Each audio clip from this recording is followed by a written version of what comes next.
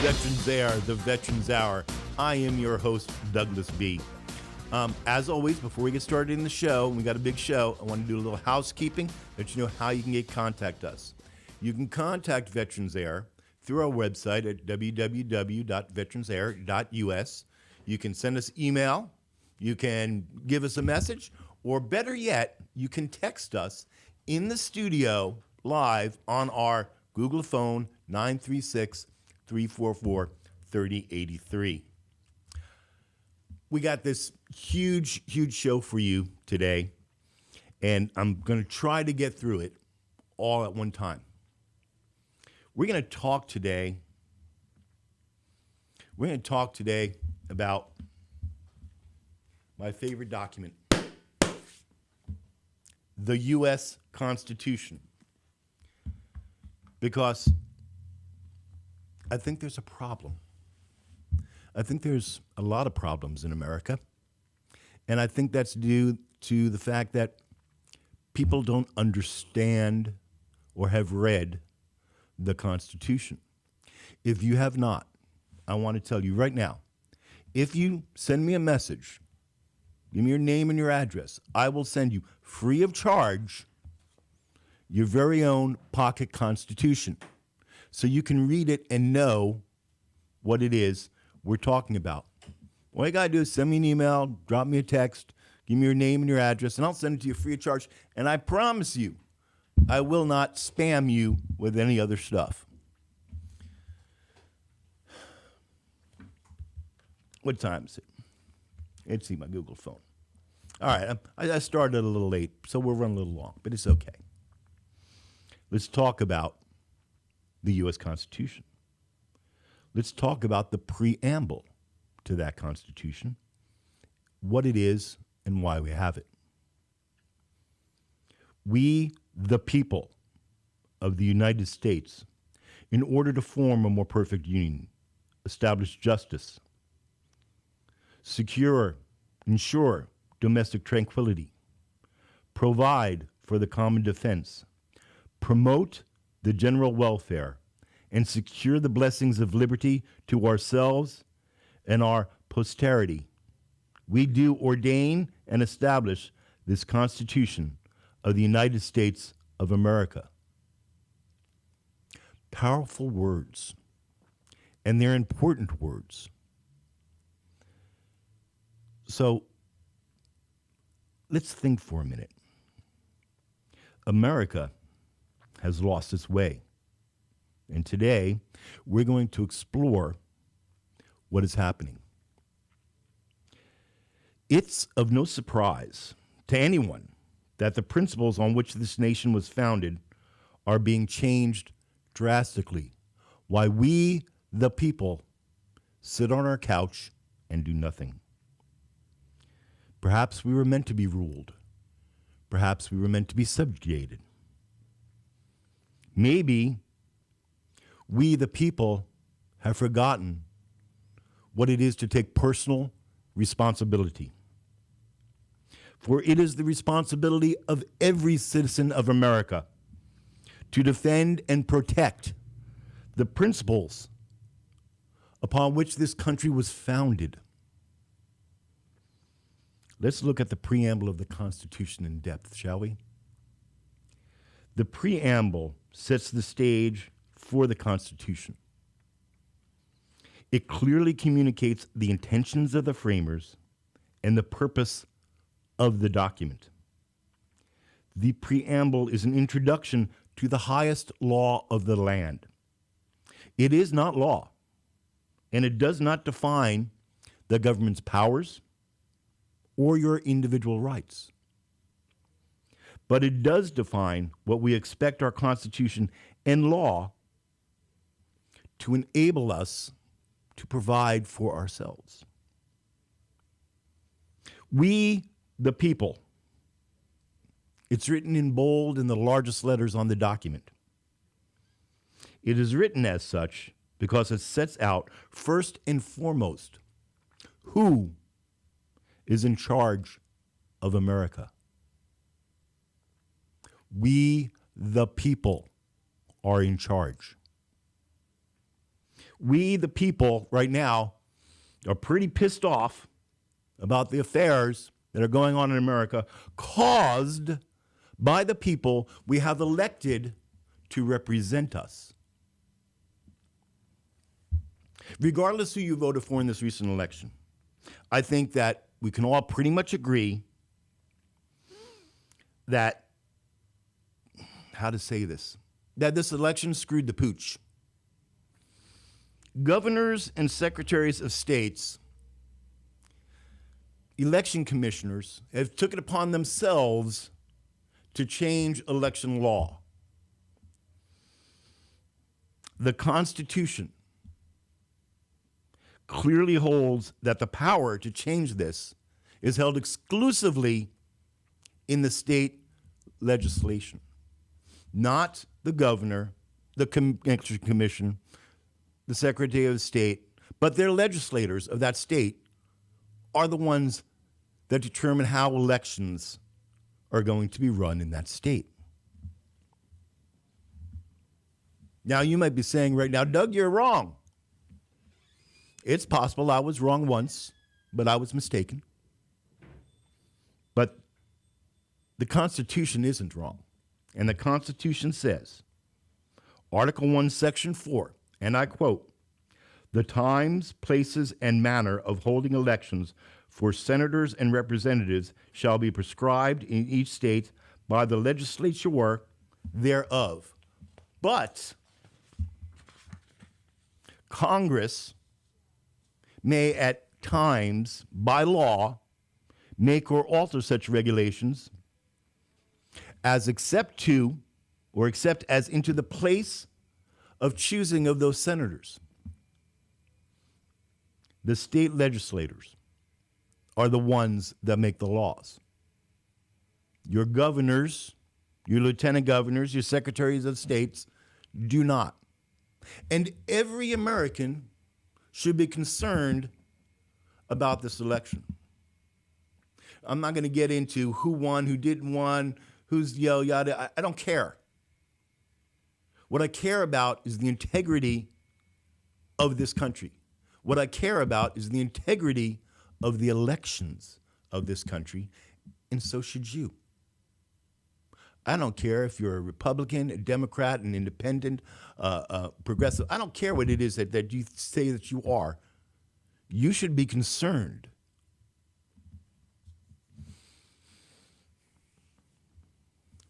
The preamble next says, "In order to form a more perfect union." This is declared first in what we, the people, are attempting to do. We're attempting to form a more perfect form of government than has ever happened before in history.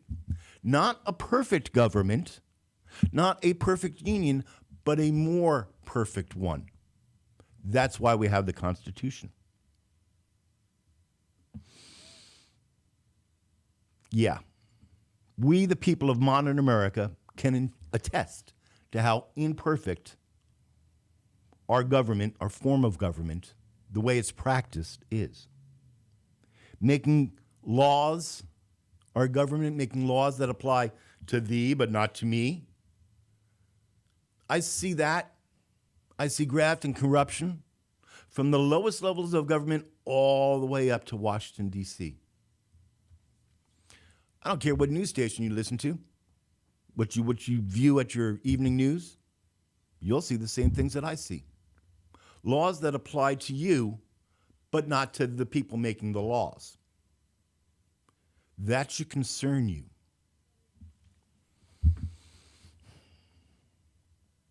We, the people, establish justice, ensure domestic tranquility, provide for the common defense. Justice. I say to you, there's little justice in America today. I say that there's little justice in the way the justice system is applied today. We have justice for murderers, rapists, child abusers. We have justice for the rioters and the looters. We have justice for the invading hordes crossing our borders at will. But have you seen justice for the victims? Where is the justice in burning down a Wendy's and looting your local mini mart? I've got justice for you. I know how to solve this. It involves a tall tree and a short piece of rope. Now, understand, I am not advocating for lynch mobs. No. You don't take the law and punishment into your own hands. But you know what? I say, got a child molester? I can fix that real simple. Tall tree, short piece of rope, hang him in the public square. Hell, pack a picnic, bring the kids. We'll make it a festival. And you only need to do that once or twice before that stuff stops. Yeah, you can tell I'm a little teed off about this. But that rant aside, this isn't the type of justice that the preamble is talking about. The justice that the preamble speaks about is overall justice and equal treatment under the law. Today, people are very quick to scream racial injustice and the need for equitability. That's a great word. Not many people understand it because it's hardly used in today's lexicon. But Webster defines equitability to be, quote, marked by a lack of noticeable, unpleasant, or extreme variation or inequality. Well, guess what? In many situations, you are not going to get equitable treatment when dealing with the police. You want to ensure equitable treatment from the police? Try not committing a crime.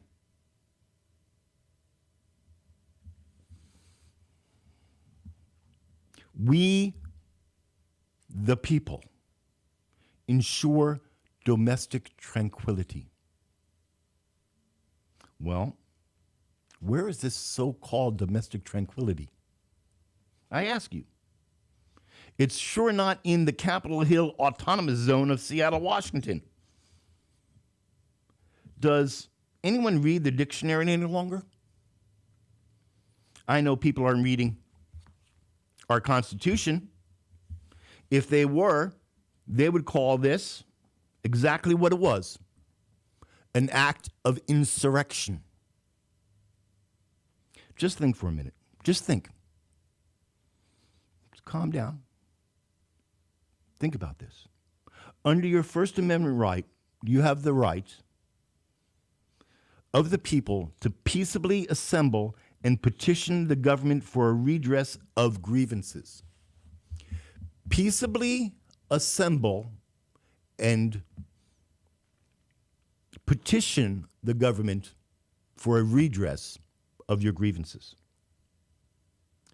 Declaring a portion of a city in America as autonomous is an act of insurrection. Rioting, that's not domestic tranquility. No, that's not justified for whatever your grievance. That's not protected by the Constitution. BLM, Antifa, and the rest of you, you do not have the right to riot, pillage, and burn. You just don't. I don't care what your grievance is. You don't have that right. You do not have the right to tear down statues. You do not have the right. We, the people, provide for the common defense.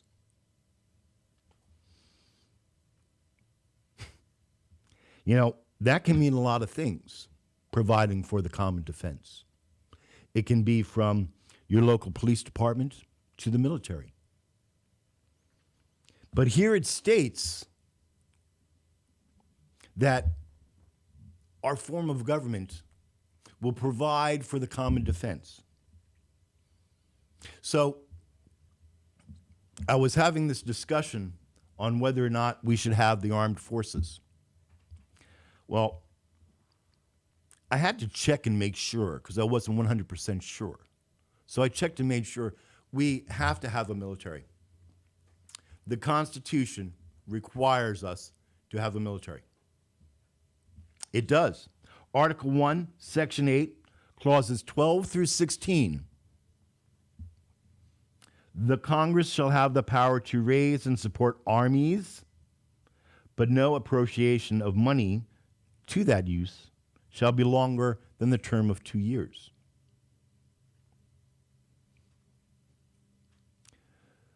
The Congress shall have the power to provide and maintain a navy, to make rules for the government and regulation of land and naval forces.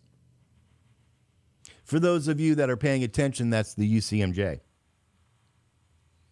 Congress shall provide for calling forth the militia to execute the laws of the Union, suppress insurrection, and repel invasions.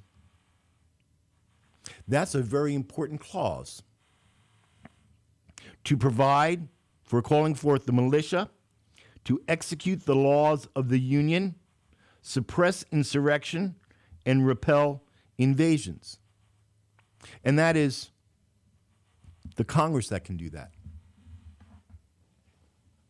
So a couple of months ago, there was this big hoo-la-la in the media, mainstream media, about whether or not the president can put troops on the streets of America without declaring martial law or without the expressed permission of the governors. Article 1, Section 8 of the Constitution says that they can. And as a matter of fact, it's happened before in the history of this country. Happened in the 60s. Congress shall provide for organizing, arming, and disciplining the militia and for governing such parts of them as may be employed in the service of the United States, reserved to serving the states, respectively, by an appointment of officers and the authority of training the militia according to the discipline prescribed by Congress. Congress is responsible for organizing, providing, arming, and disciplining the militia, our military. And the discussion says right there in the Constitution, and a discussion. The preamble also says that we, the people, promote general welfare. The Constitution addresses economic and social rights predominantly. That's what this document does. But it doesn't get into specifics of how that should be.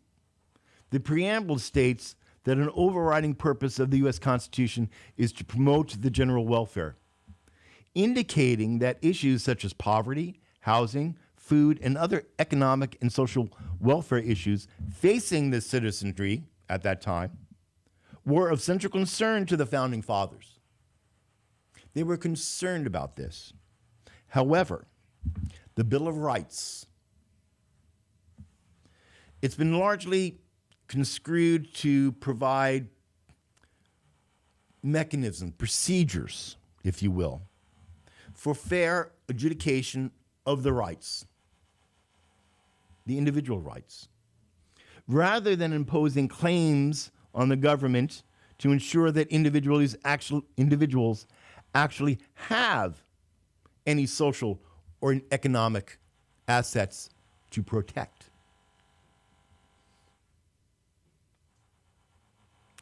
Efforts to convince courts throughout the land of alternate constitutional interpretations of that have generally failed. The Supreme Court has ruled that while the Due Process Clause of the 14th Amendment ensures the fair processes for welfare recipients, it does not, however, state anything, and there's no underlying constitutional right to a minimum standard of living. This document does not guarantee you a minimum standard of living. Similarly, the Supreme Court has not found a general right to an education. Now,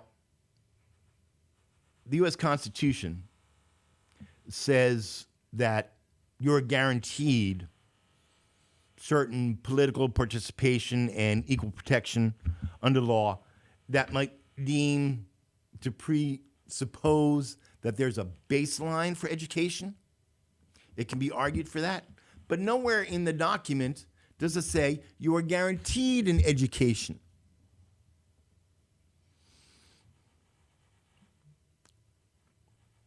The good people of Georgia, as we're having this show, are going to the polls to elect their senators, who their senators are going to be. And make no mistake, this is an important vote that will affect every single American. It will decide what party controls the Senate. If the Democrats, there are going to be problems. If they choose Republicans, there are going to be problems.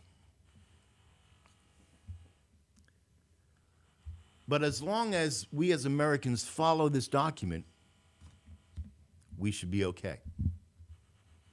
Since there is a vote going on, I decided that perhaps we should talk about this recent election in November.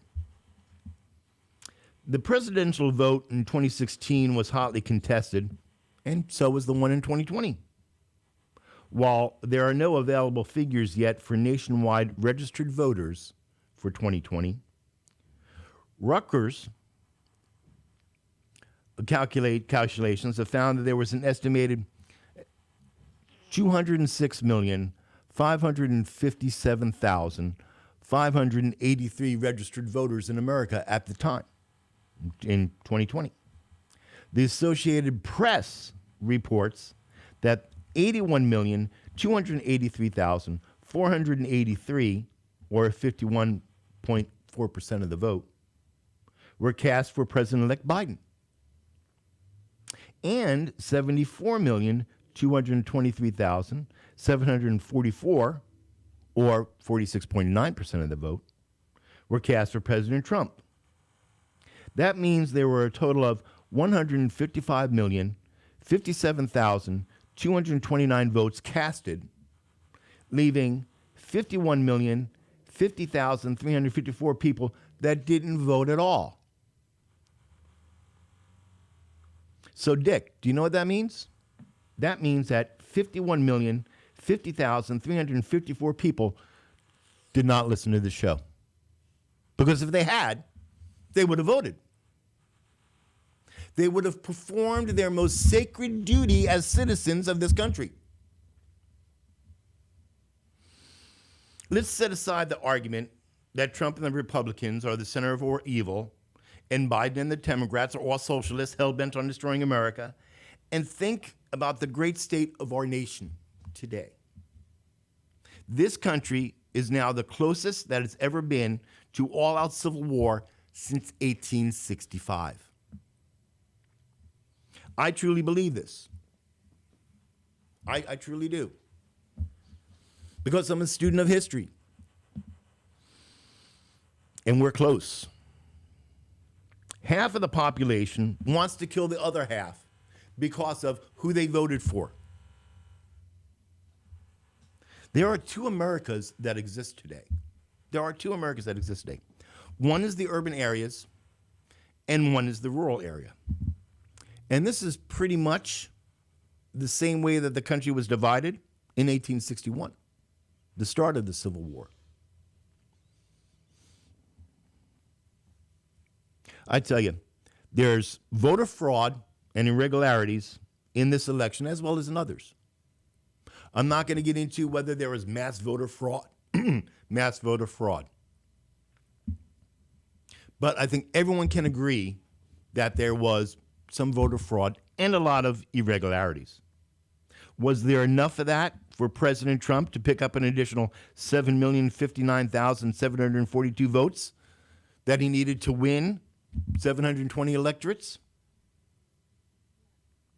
We'll never know. But this election did accomplish at least one thing. One thing. It was able to make half of the citizens no longer trust any election ever.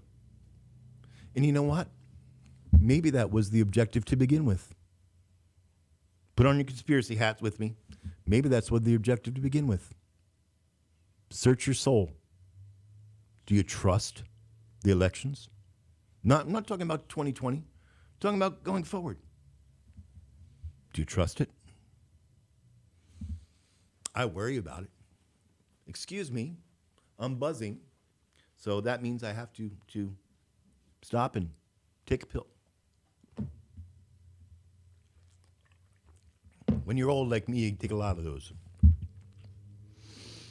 It boggles the mind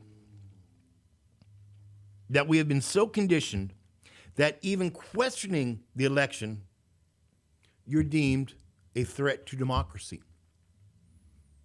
You've heard by now that some congressmen and some senators, they're going to object to the certification of the votes. And they're being demonized in the mass media. Well, you know what? That is their duty. And in almost every election, that happens. Doesn't change the outcome of the election, doesn't change the outcome of the Electoral College certifications, but our Constitution says that they can do that, and they should. I don't think it's undemocratic. I think it's they're following their oath. Nancy Pelosi,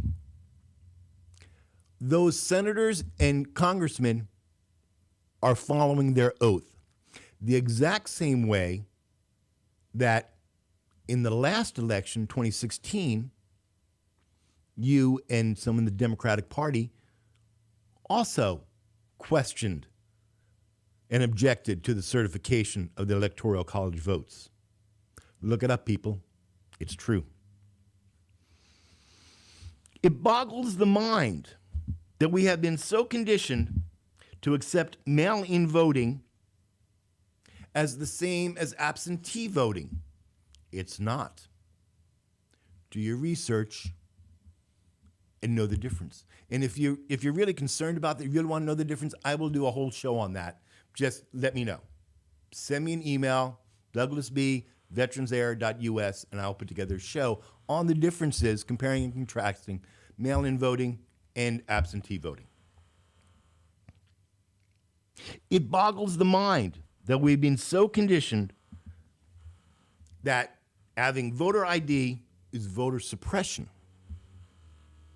And it's racist. But we need an ID for everything else. You have to show an ID to buy cigarettes, alcohol, rent a car, get a loan, buy a firearm. And if you're carrying a firearm, you need another separate type of ID. Voter ID is not voter suppression.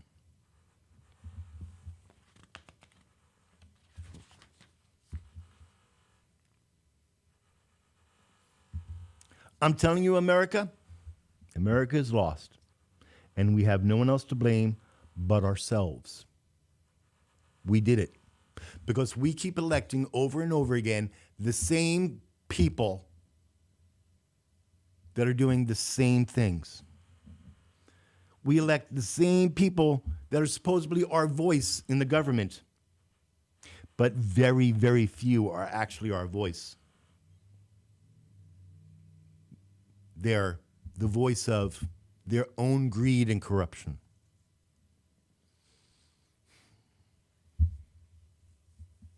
Before I forget, I'm going to do the shout-outs for our sponsors.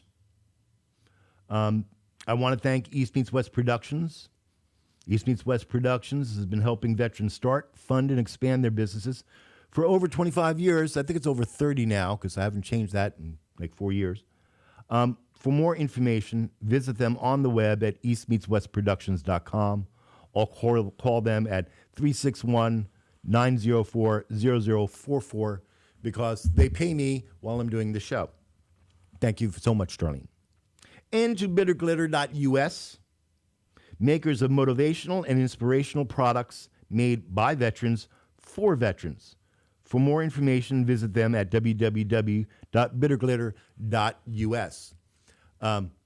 If you are not a veteran or a family of somebody in the veteran that's a veteran or in the military, you're going to find these motivational and inspirational products really dark, but they're worth a chuckle.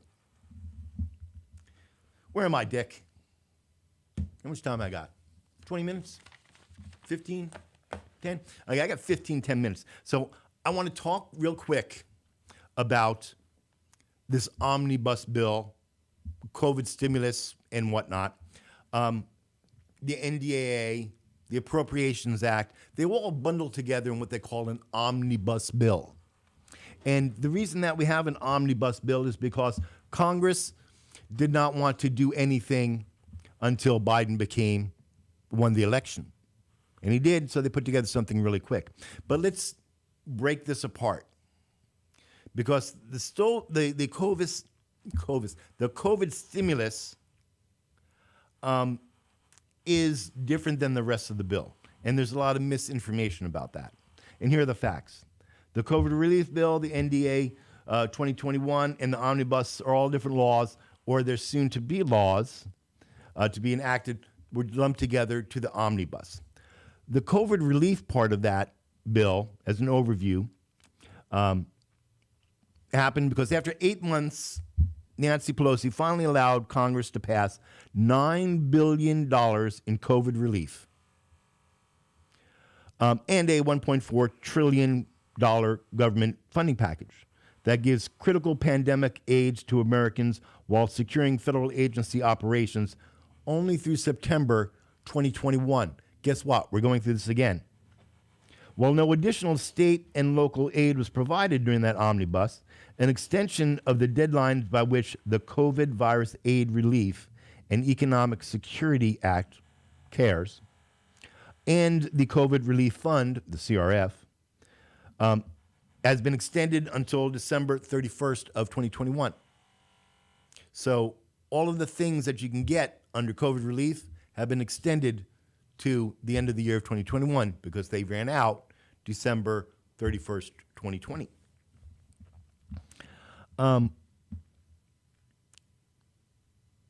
This mammoth measure, if you will, the president signed into law on December 27th, and it's going to provide another round of direct payments, enhanced unemployment benefits, education funding, and aid to sectors still reeling from the economic fallout of the pandemic. Check your bank account. You may have gotten $600.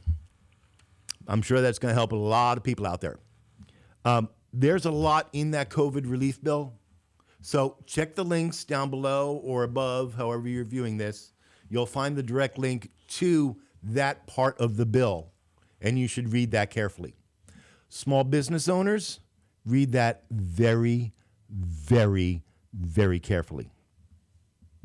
Let's really quick touch on the Omnibus Bill, or the $1.4 trillion government funding package.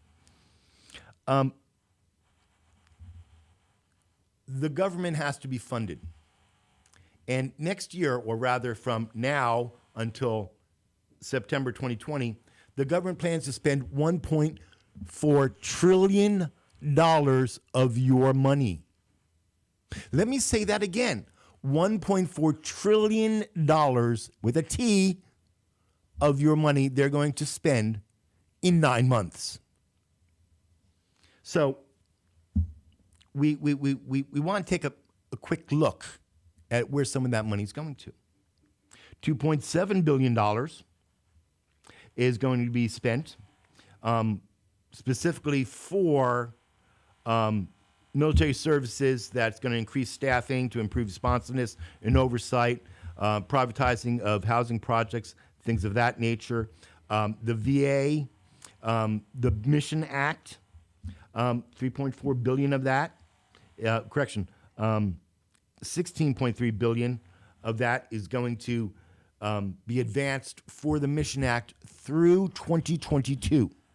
That's a good thing. 1.2 billion was allocated for the caregivers program. Outstanding. That money for the VA, 660 million were dedicated for women's veterans health care.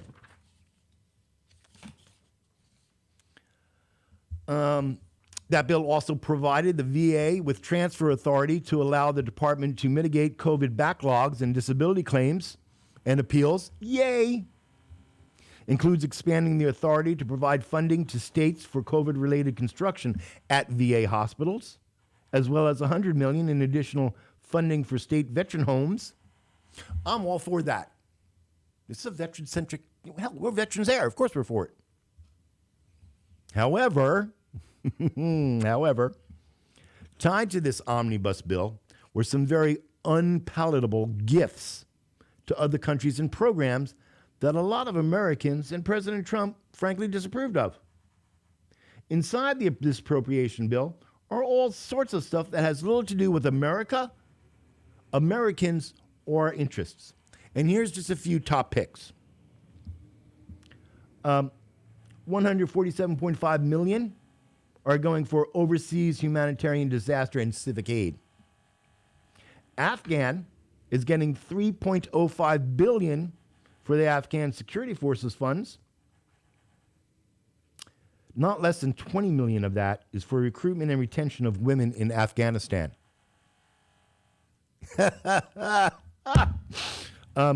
Sorry, that was rude. They're going to spend $20 million for recruitment and retention of women in the Afghan National Security Forces.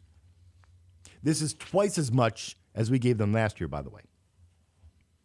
It directs assessments and reporting on Russians' malignant activities in Afghanistan, including activities directed against U.S. and coalition troops. Well, duh. This is what got me. No funds for the Taliban except support for reconciliation activities that also include the Afghan government. Do not restrict the participation of women and are authorized by law. Some of this money is going to be used for the Taliban. Excuse me, did I or did I not go over there to fight the Taliban in the first place? Yeah, we had a war over that with them. Called Desert Storm, Desert Shield. You remember that? And now we're giving the Taliban money? That's not right. Also, other countries that are getting things. Somalia is getting $78 million for debt relief. 3 minutes. Sudan's getting $120 for debt relief, $120 million for debt relief. Israel's getting $3.3 billion for their Iron Dome. Jordan's getting $1.65 billion in debt relief. Ukraine, $453 million. Georgia, $132 million. Central America, $506 million. So I ask you a question.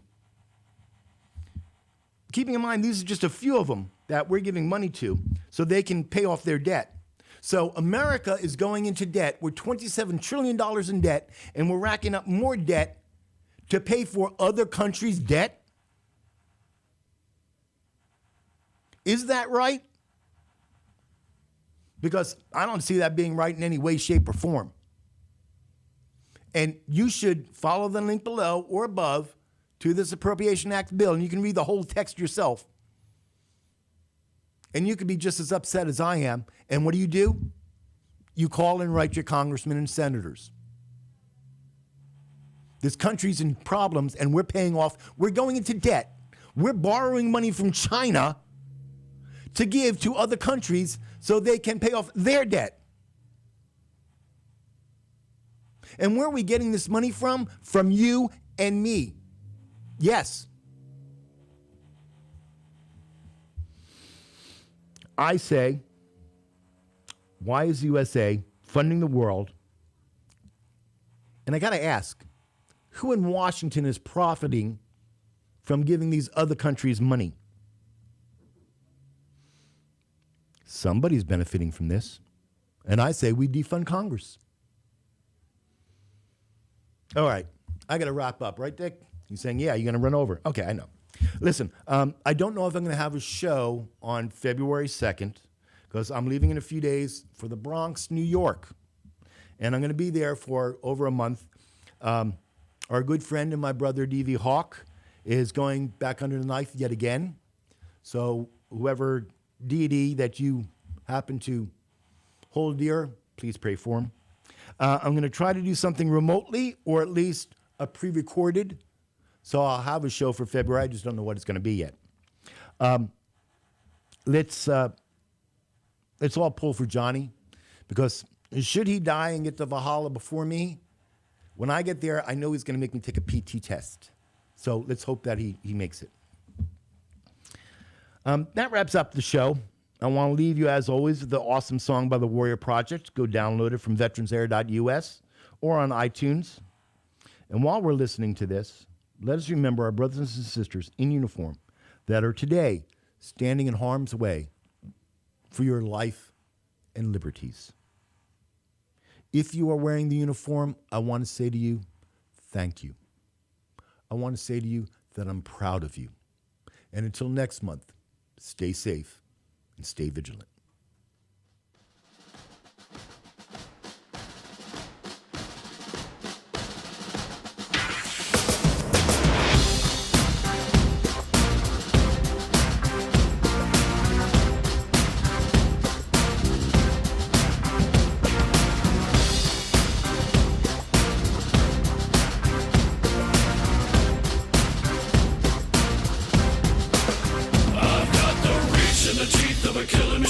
With a need to bleed you when the light goes green. Best believe I'm in the zone to be. From a yin to my yang to my yang to Z. Put a grin on my chin when you come to me. Cause I'll win, I'm a one of a kind. And I'll bring death to the place you're about to be. Another river of blood running under my feet. Forged in a fire lit long ago. Stand next to me, you'll never stand alone. I'm last to leave, but the first to go. Lord, make me dead before you make me old. I feed on the fear of the devil inside of the enemy faces in my sight. Aim with a hand, shoot with a mind, kill with a heart like Arctic ice. I am a soldier and I'm marching on. I am a soldier and I'm marching on. I am a warrior, this is my song. I am a warrior and this is my song. I'm basking the glow of the rising war. Lay waste to the ground of an enemy shore. Wade through the blood spilled on the floor. And if another one stands, I'll kill some more. Bullet in the breach and a fire in me. Like a cigarette thrown to gasoline. If death don't bring you fear, I swear you'll fear these marching feet. Come to the nightmare, come to me. Deep down in the dark where the devil be. In the mall where the jaws and the razor teeth. Where the brimstone burns and the angel weeps. Call to the gods of across your path. And my silhouette hangs like a body bag. Hope is a moment now long past. The shadow of death is the one I cast. I am a soldier and I'm marching on. I am a warrior and this is my song. My eyes are steel and my gaze is long. I am a warrior and this is my song. We're not just going to shoot the bastard. We're going to cut out their living guts and use them to grease the treads of our tanks. We're going to murder those lousy bastards by the bushel. Now I live lean and I mean to inflict the grief. And the least of me is still out of your reach. The killing machine's gonna do the deed until the river runs dry and my last breath leaves. Chin in the air with a head held high. I'll stand in the path of the enemy line. Feel no fear, know my pride. For God and country I'll end your life. I am a soldier and I'm marching on. I am a warrior and this is my song. My eyes are steel and my gaze is long. I am a warrior and this is my